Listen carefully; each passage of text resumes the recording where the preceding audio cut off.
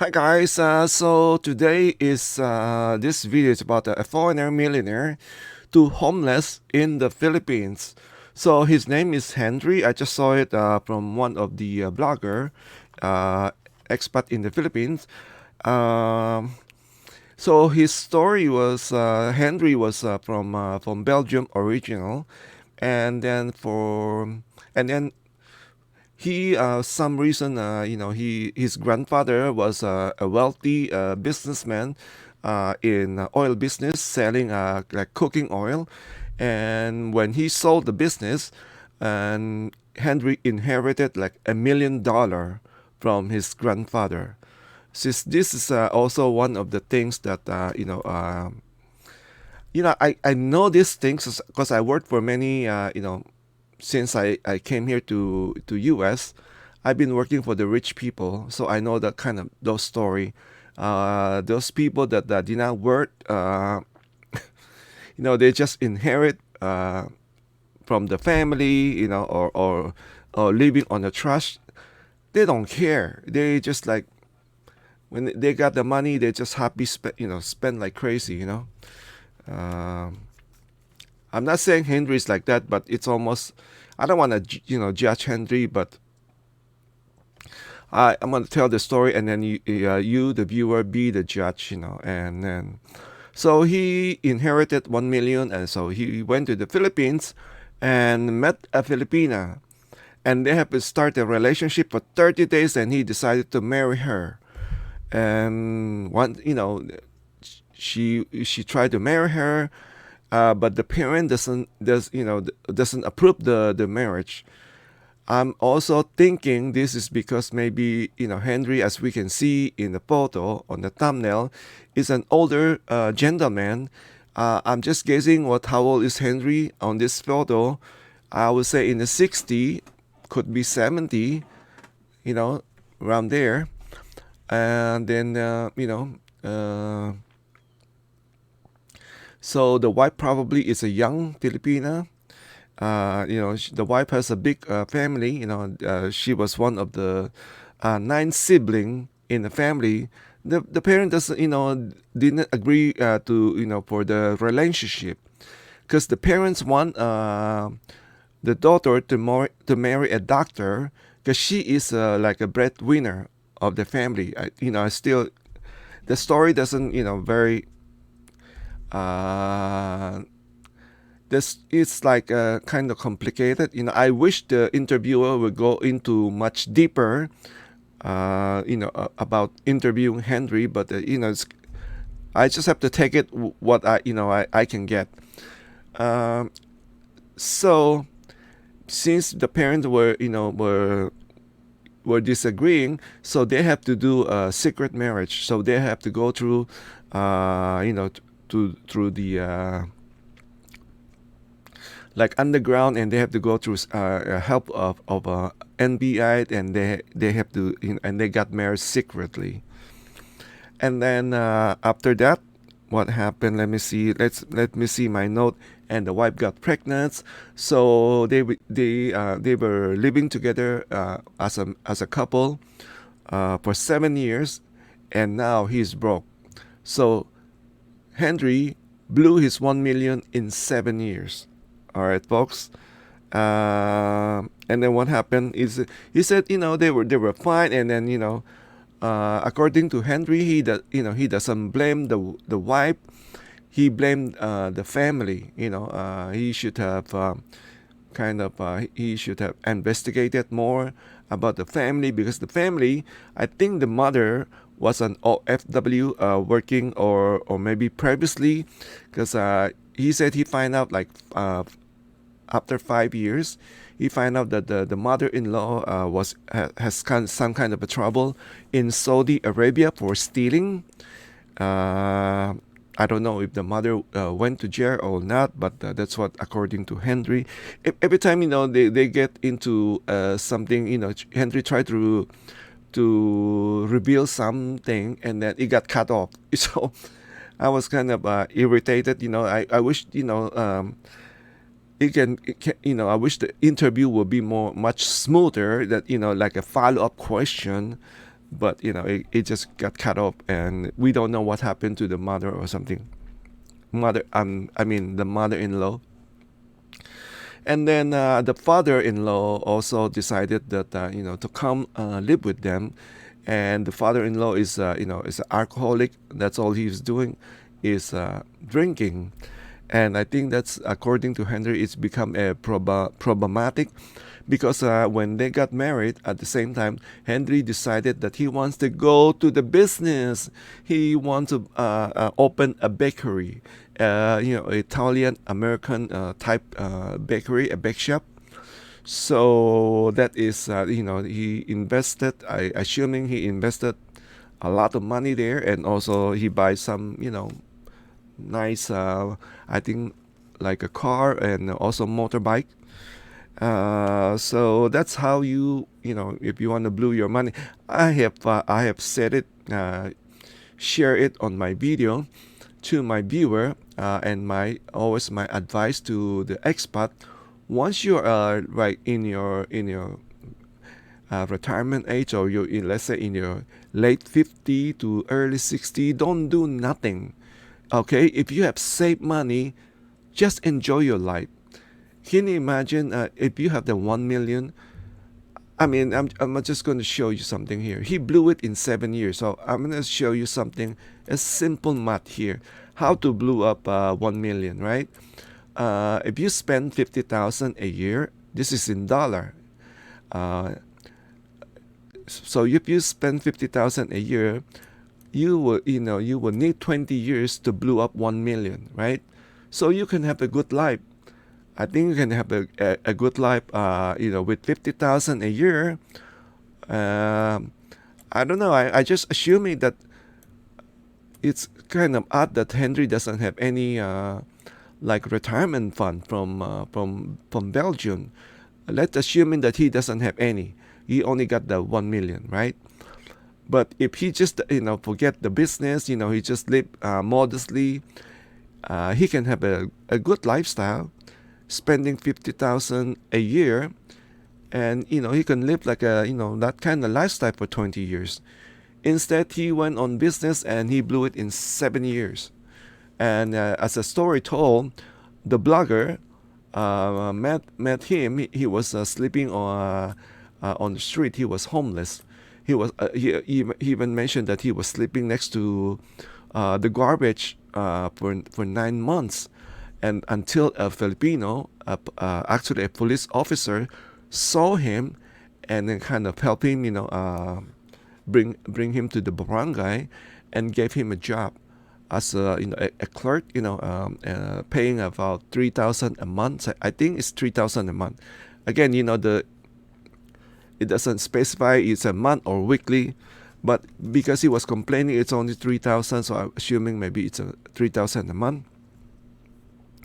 But then that was on part one video interview, and then after that, he found a Canadian decided to hire him, to do like a translating, to be a translator or translating. So, and then that one pay him very good money. It was paying him about $145. So I kind of multiplied that to 55 peso. So that come to about 8,000 peso a week. So he was doing much better than working for the barangay. Anyway, so, and then on the second interview, he said he lost the job. He lost that Canadian, because I don't know, the Canadian may probably left the country. So he lost that job. So he doesn't have anything to do right now. He's homeless, and he's hoping that he can get a driving job, because a driver in the Philippines, it can pay 650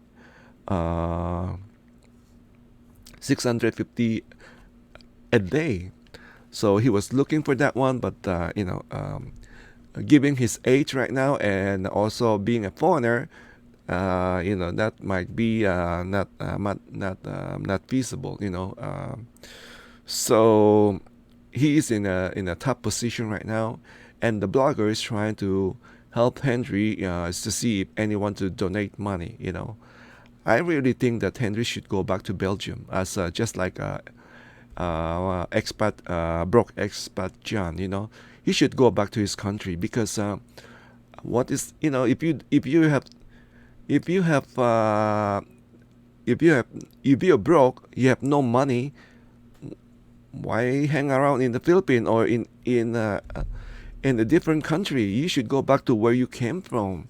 You will get more help in your home country, because you are a citizen there. In the Philippines, you're not a citizen. He's married to a Filipina. I don't know if I don't think he's a citizen.